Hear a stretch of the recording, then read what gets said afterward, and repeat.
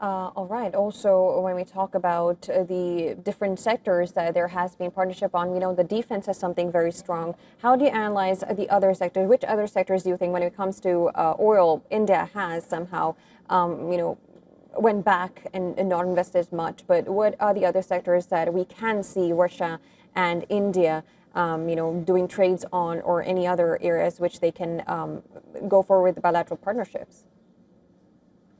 Well, I think it's not just primarily that it's oil, gas, and that also India's possible development in some of the Arctic projects, but also um, yeah, manufacturing, especially within defense. But I think it's also some of these agreements to shift some production to India as well, which entails some technology transfers from Russia to India, which is beneficial for India, given that the Russians are doing very well in a lot of the military technologies. So I think this is going to be the main areas that will be focused on. But again, I think the tech partnerships in the civilian sphere as well, that this is quite important because and there's also great opportunity when you have only one center of power which dominates on the technologies. They can slow down the spread of these technologies. That is to give a longer first mover advantage. When you have a more multipolarity within technologies, that is many centers of power competing for technological leadership, then you often find that the countries which are trying to catch up has some advantage because now the providers of these techs have to compete against each other. So as a result, you often see that the spread of these technologies, it moves faster. So in other words, the main innovators, they enjoy a shorter period of time of first mover advantage. So a lot of this is good. And or just as a final note, I would say that the reason why also India is an ideal partner for the Russians is the main problem for Russia after the Cold War is that they never found a place in the world for them. They aspired to be a part of Europe, but they were pushed out. Now they look in Asia, but they do realize that China is their economy is a bit too big for it creates a very asymmetrical relationship if they put all their eggs in this Chinese basket. So India is really, yeah, the best partner for them in Asia in this regard. That's an interesting take. Of course, when it comes to multipolarism, we see different type of partnerships. But yes, well, Russia and India has been one partnership that has been there for quite some time now. In the end, I would like to know, what is your opinion? What kind of message do you think at this point of time, with all this diplomatic turmoil happening around the world, what kind of message does a big summit or a meeting between an Indian and a Russian, leaders look like for the West? Well, I think it's seen negatively because there's been a goal since 2022, not just to isolate Russia, isolate Russia, defeat it on the battlefield, destroy its economy. But what we see is that outside of NATO, where in 85%, where in the countries where 85% of the world lives, they're not putting these sanctions on Russia. They don't want to return to the unipolar order. So I think the disappointment in the West is that more of the rest of the world isn't joining in on this campaign against Russia. But now at the last phases, when Russia's obviously winning, it's a bit unrealistic to expect the rest of the world to jump on and bet on a losing horse. But my impression is, though, that it's a mistake to resist these kind of things because if you're really worried about the rise of China as the main economic rival of the United States, you'd want to encourage the diversification.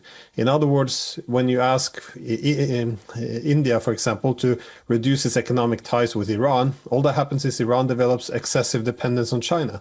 When you try to isolate, cut ties between India and Russia, well, then Russia's going to develop even more dependence on China, fueling essentially the main economic rival of the United States.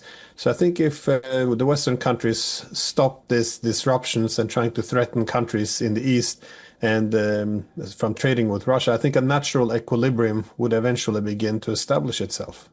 Right. And when it comes to sanctions, we know that given the extensive Western sanctions on Russia, to what extent do you think would that limit Russia's capability, or maybe or not limit Russia's capability in fulfilling what India desires from this partnership? Do you think there would be any kind of back turn or any kind of limitations which Moscow might have from these Western sanctions? Well, most of these sanctions don't work. I think the EU is now working on their 20th package. If you have to do 20 times, it's a good indication that it's not working. Now, even with India, there's been some disruptions to the oil or the oil trade, given the threats of secondary sanctions against India. But usually, what you see is it's simply being then shipped through other intermediaries. So it's I don't think it's gonna last. And the fact that now there's been attacks on Russia's civilian vessels indicates growing desperation now towards the end of the war. But even this doesn't work. Because, they say it's Ukrainians, but in reality, I think everyone knows that the British and French especially are assisting in this attack on commercial vessels. But what it does is it angers the Kazakhs, it angers the Turks. So none of this is gonna really work in the long term, I think. So the trade will continue, and especially between if they're able to limit the energy trade between India and Russia, then Russia will rely even more heavily on exporting to China, which seems to have a never-ending appetite for Russian energy. So I think at some point it's not even in the interest. And what you see is once you start disrupting oil trade between Russia and India, oil prices go up, and we find out that that the Russians, whatever they lose in exports in terms of quantity, they can often make up in terms of the increased prices. So this is why Biden, for example, didn't want to put this kind of sanctions on Russian energy, because it was predictable that it would fail, and it would heighten energy costs, and this has massive ramifications all over the world. I mean, look at Japan. They have very, very dependent on imports of energy, and the price of energy is going up now while their currency is going down, which means that their whole economy could begin to disintegrate if it continues this path. And Europe is no better, and America is starting to struggle itself. So I think a lot of these things they were seen as possible low-hanging fruit. That is, turn the screws on the Indians, they will then begin to distance themselves from Russia. BRICS might begin to fragment, and unipolarity will be restored. I think it's a pipe dream.